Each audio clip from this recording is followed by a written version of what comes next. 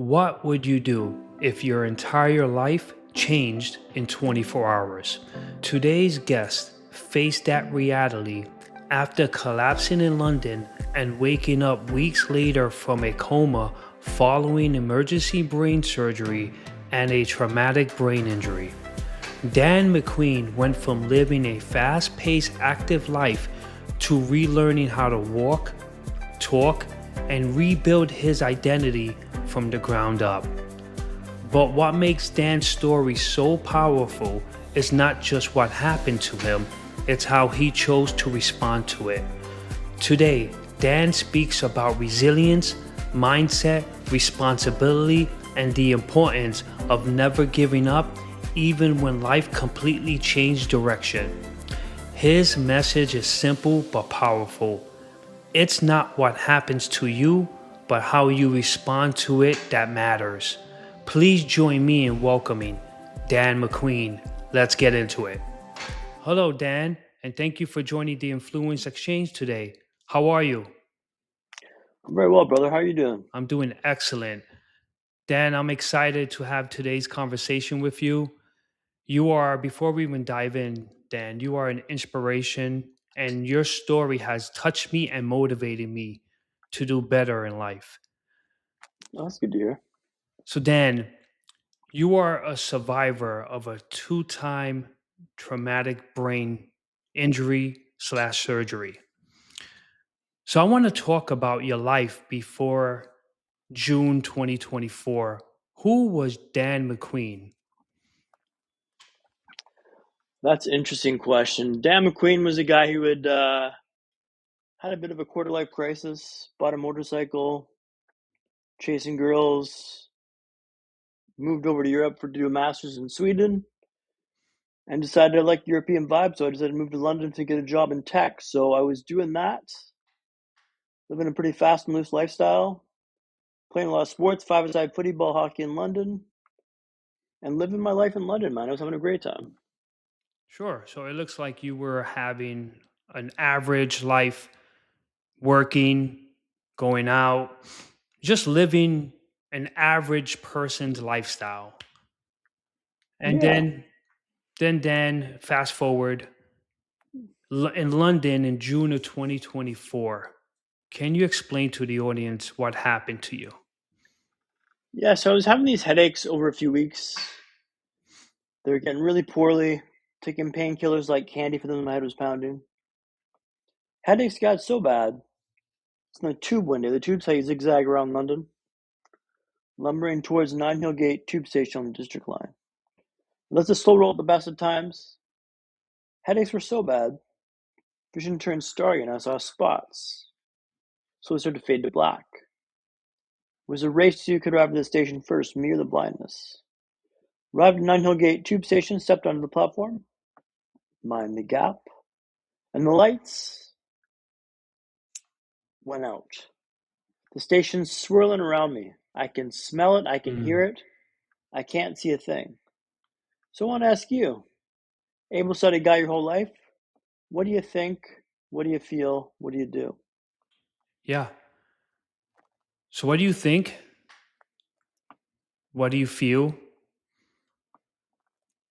I feel myself. I feel I could think. I feel myself living. I feel, I would say, quote unquote, normal, if that's the right word. So keep in mind you're blind on a tube station in London. Sure. So what are you thinking at this stage in the game? Like you step onto the platform, you can't see a thing. What are you thinking in this moment in time? Wow. If I can't see anything, I'm going to start panicking. I'm wondering what's happening, why I can't see anything. That's a good response. I'll tell you what I did.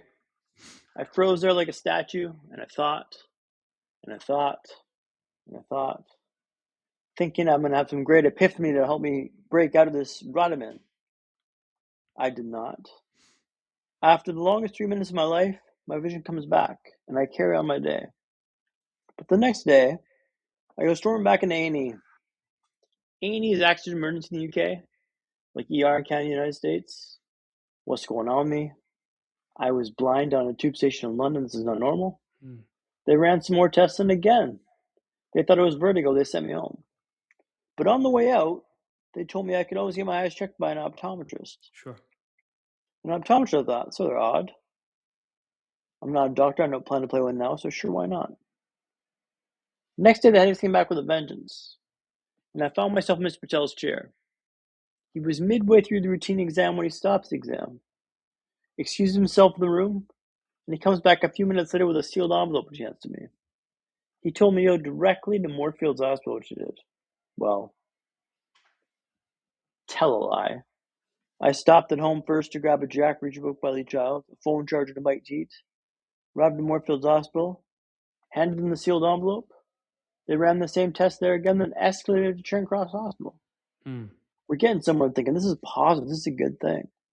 Now, it turns out I had a dangerous buildup of pressure in my brain, causing a growth in my pineal gland, causing the pressure in my brain to not drain properly, causing the vision issues. Now, it turns out I require emergency brain surgery tomorrow. Now, it turns out I was going to change altogether. Mm. So, after a frantic back and forth with folks in Canada, the last text message my mom reads, "I'll see you soon, Mom. Mm. Think I'll have a new haircut next time I see you. Love, Dan." Sure. Masking my fear with a bit of humor. Mom's in the air flying to London on June 21st, 2014. I'm on the operating table. Something goes horribly wrong. Mm. I have a massive bleed in the brain, a brain hemorrhage. And the cyst burst when they operated. So Mom lands and finds him in critical condition. Was in a coma for 4 weeks. 4 weeks. Was in unconscious for months after this. Things were pretty days to go. When all was said and done, I learned to walk, talk, and smile again. That's where my story kicks off. Wow. So, Dan, help the audience understand when the day you felt you couldn't see from the day you was in the operating room. What was the time span in between? 24 hours. It was okay. Wow. 24 hours. Maybe 36 hours. Maybe a day and a half. But Sure. like it was close. It was soon, right? Yeah. 24, 36 hours. It's the same. It probably felt for you, Dan, a year. Time goes by extremely fast. And you was in a coma for 4 weeks. Yeah. The day that you woke up from the coma, do you remember exactly what happened? Yeah, so I woke up from the coma. Mom, dad, and brother on the bed. I'm trying to talk, but I can't talk. My vocal cords are fried from the tracheotomy I had. I couldn't speak. Go get me a pen and paper. I write on the pen and paper. I go, get me out of here. Show it to my brother Cam and point to it. Point at me. Hoping he's going to bust me out of the hospital. This looks expensive. This looks bad. Let's get the hell out of Dodge. Luckily, he did not heed my advice or my request for assistance. But I was all out of sorts, man. Healthy, active guy one day, waking up 4 weeks later being told, "Hey, Dan, you had a brain hemorrhage. You can't walk, talk, or smile. Sure. This is your new reality right now." And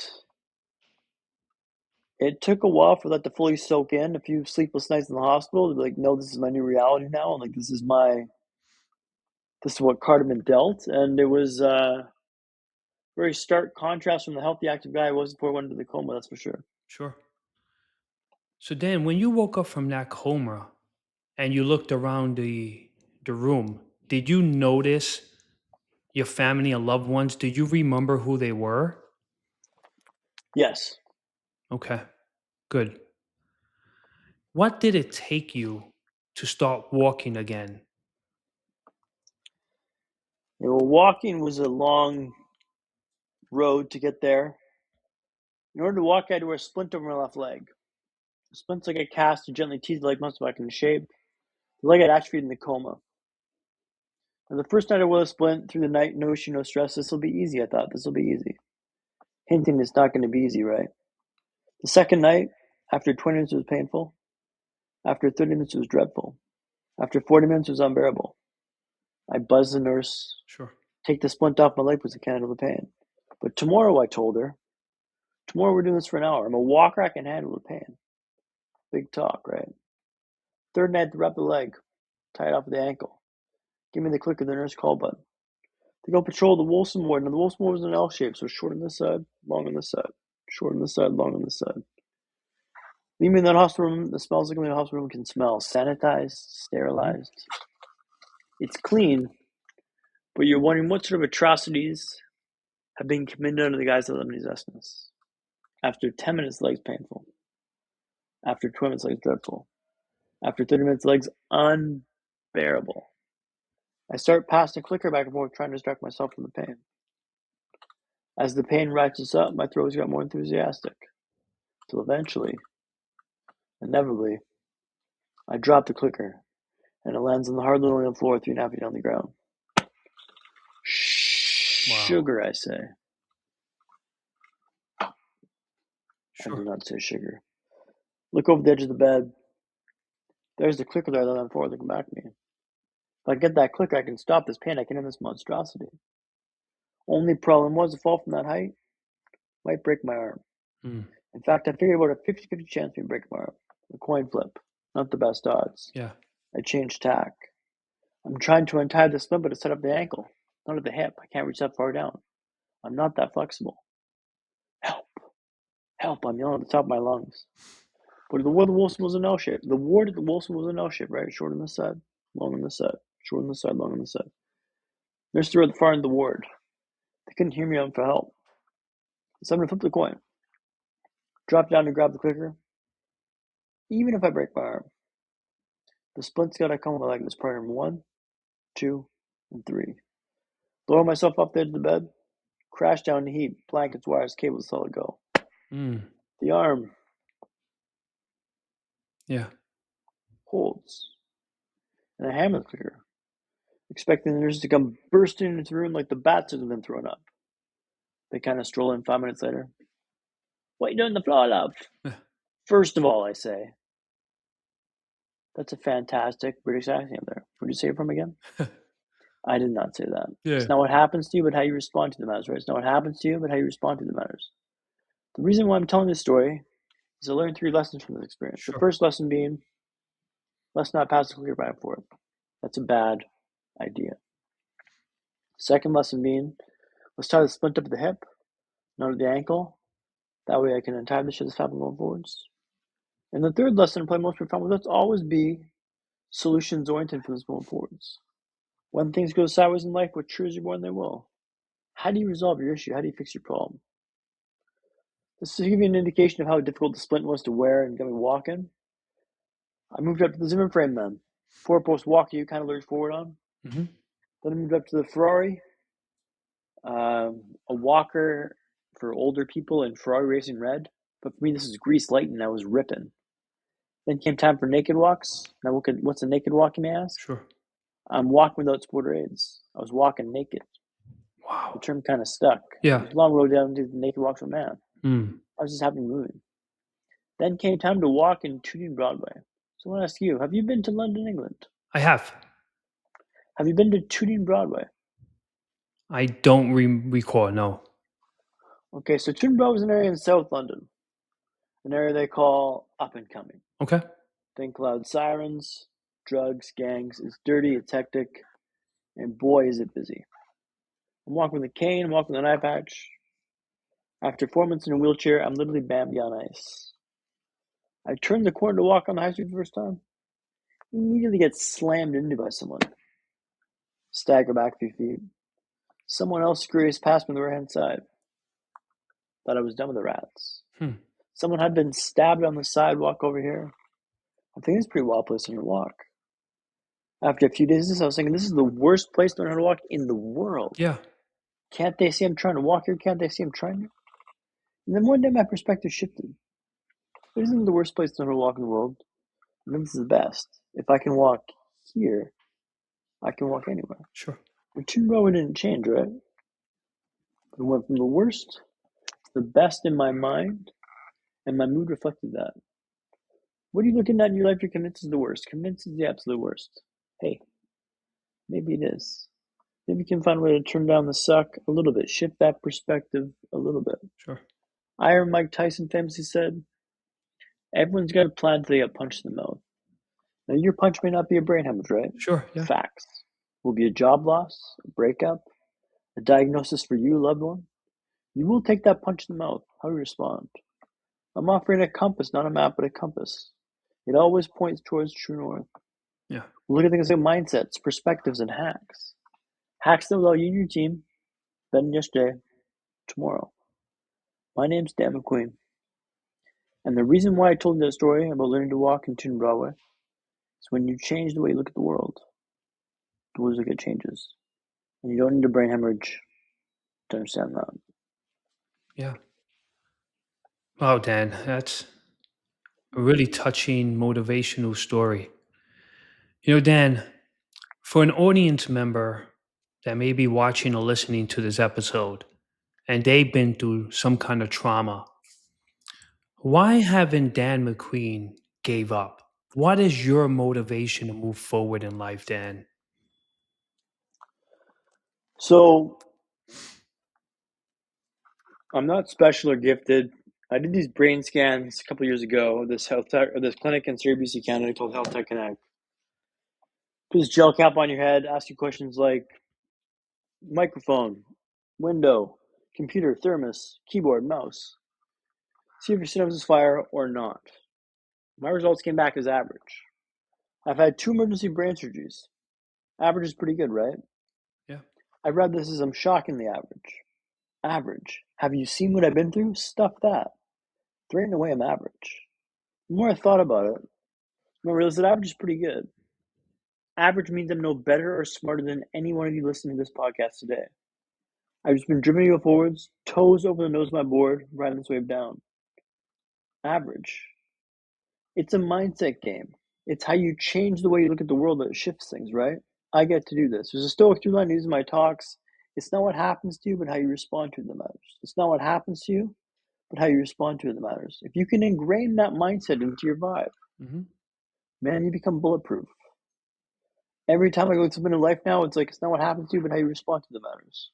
How am I going to level up for this issue, this instance? And that challenging nature of just combative, confrontive aggression and fight has allowed me to level up and continue to rise above the injuries and setbacks I have. Sure. Dan, it's a blessing that you and I is definitely having today's conversation. I'm talking to you and I'm learning so much from your experiences and your journey from 2024 to 2026, and it's extremely motivational, and I'm excited to continue having this conversation, and you're doing excellent today, Dan. So I personally want to thank you. Thank you, brother. I appreciate that. You're welcome. There's a story about something dropping the nurse call button. There's a story behind that. Let's talk about that.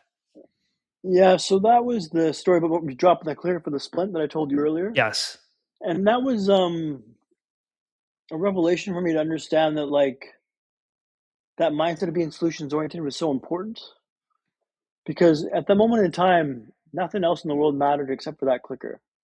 Not me breaking my arm or anything else. I had to get the splint off by 100%. That was so painful I couldn't tell you otherwise. Yeah. So that's me just saying, when things get hard in life, be solutions oriented. Work the problem. There's so much noise that happens in the background of our lives. We think it's so crucial, mission critical, but it's not. What's the one thing you need to do right now? Do that thing. Sure. Or do the next thing. For me, that was that clicker.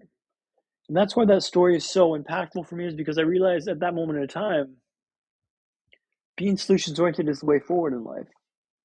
Don't worry about what could have, should have, would have been. I shouldn't have thrown the clicker. Yeah, well, you did. And guess what? It's on the floor now. Mm-hmm. And there was maybe 30 minutes left on the timer for my splint for the nurse to come to remove the splint. So I couldn't last that long. So I worked the problem. I got the clicker.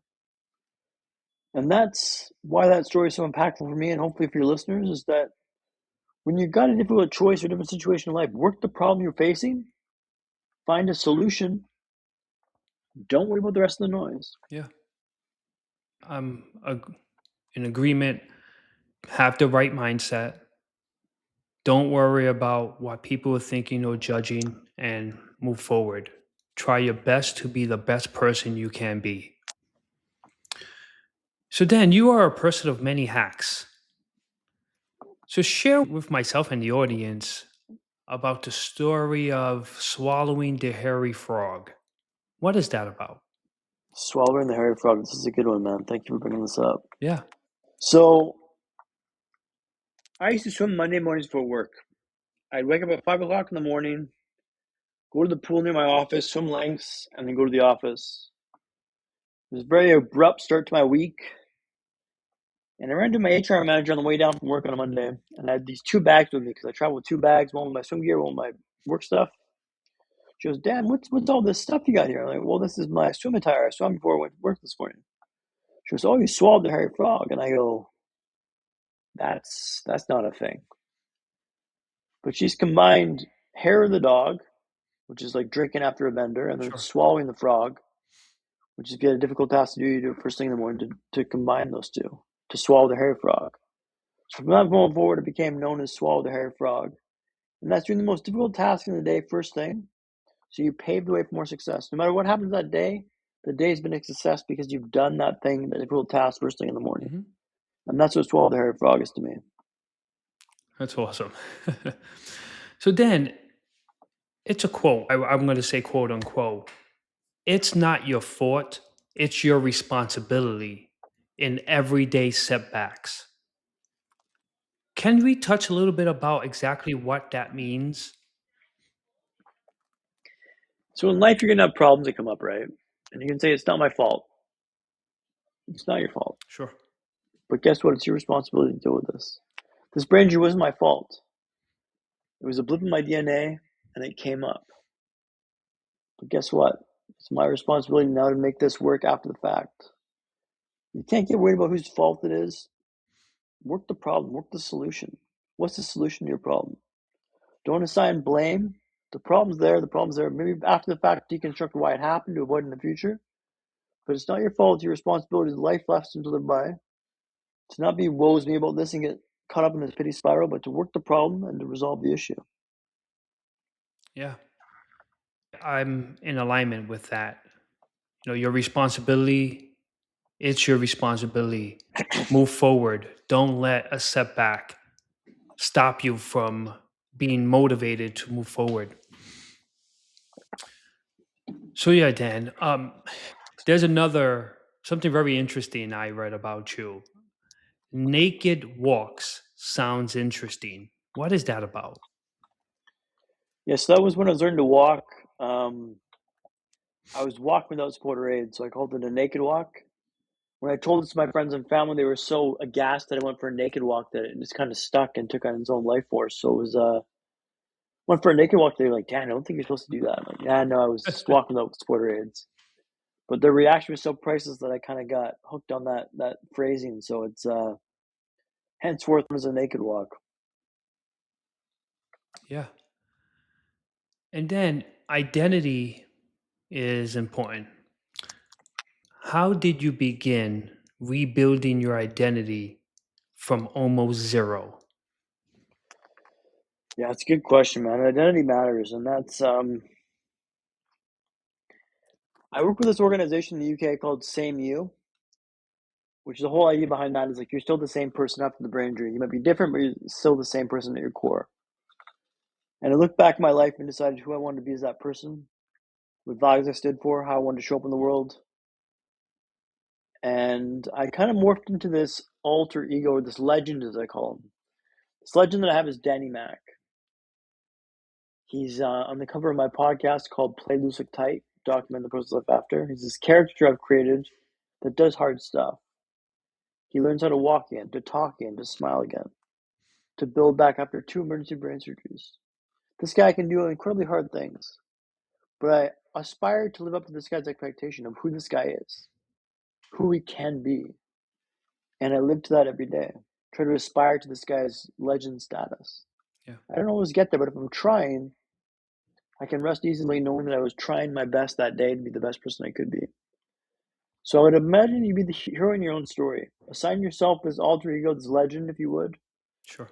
What would this legend do? How would they get out of this problem? Well, they would do this in this situation. They would get up early, meditate, go to the gym, eat clean, work on this, work on that. Like, become the hero in your own story. And everyone can do that, right? There's no cost associated with that. It's just like, what would the hero do in the situation? If you're in a movie right now, what would the audience be screaming at the screen telling you to do right now? Do that. Sure. Like now for me, it's like, as I'm going as a speaker here, I'm like, what would the audience be saying right now? They'd be telling me, keep going, man. You're so close. Keep going. Yeah. So I just keep doing that. And that's how I aspire to be Danny Mac, day in, day out, week in, week out, month in, month out, year in, year out. I love that, Danny. I love that. When did you realize life wouldn't return to what it was before? I mean, pretty early on, it Yeah. was in a pretty bad way off the hop, and I couldn't walk, talk, or smile, right? So I was getting to Sure. realize Yeah. it's a bit different than when I left the world 4 weeks ago.